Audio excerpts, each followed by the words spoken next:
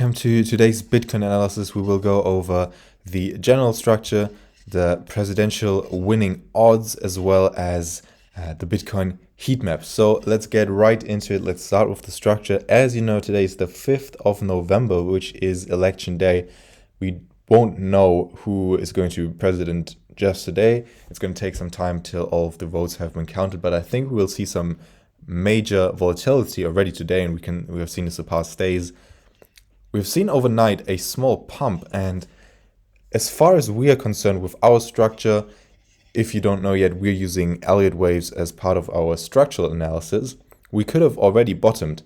This right here, this yellow box, would be the C wave extension, and we have hit this, and this would be just a larger area for the wave 4, and we are already far enough retraced in this larger area so that we could see a turnaround here.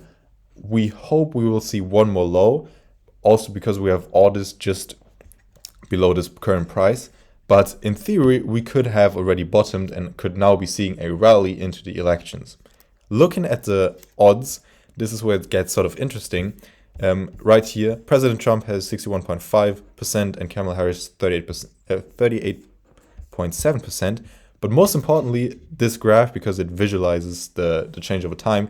And if you look here, what has happened the past few days is that Trump's odds have slightly gained. And if you look at the crypto chart, this might be correlated, that we've seen this rally into elections because markets are pricing in that it's more likely that Trump will win. So in theory, this might actually just be the market's reaction to Trump being just simply more likely to win. Yeah. So our preferred scenario is still that we see one more low, as indicated by these arrows we've drawn a few days ago. We haven't adjusted them, so you can see that this is our general prediction. So we think we might still go lower. And another reason for this is also this liquidation heat map. So in case you don't know what you're looking at, this liquidation heat map basically just shows prices where leveraged positions above the price, it's short positions, and below the price, it's long positions, will get liquidated. So, for example, at $70,480, 111 million of short sellers will be liquidated if price touches that here, because their order, whatever it is, has their liquidation price set here. Of course, we know liquidations heat map are not 100% accurate. They're not entirely based on actual data. They're more of an educated guess on the market. I think it's quite a good way of explaining how they work.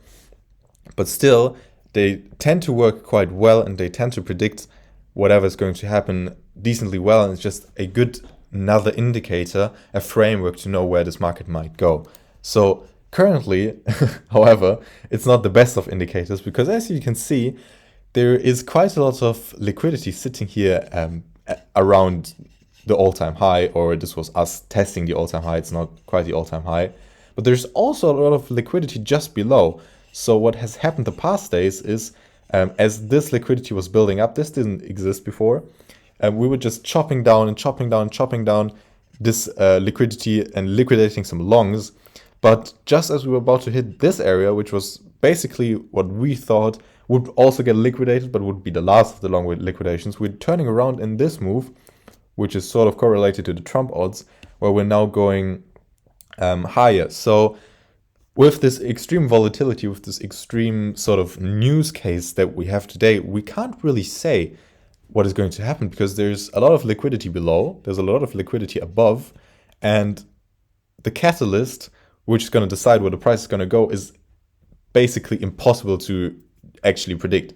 So our what we are going to do is just be a bit more careful today with not too much leverage, not too many positions, all of that, because it's just very, very hard to predict what is actually going to happen. And of course, we would recommend also being careful, but of course, this is not financial advice. If you would want a more in-depth analysis, looking at the heat map, looking at more in-depth structural analysis, and we're also going into more things like funding rates, open interest, and liquidations, and so on, you can feel free to check out our website, which is just in the description down below. We offer all of the services.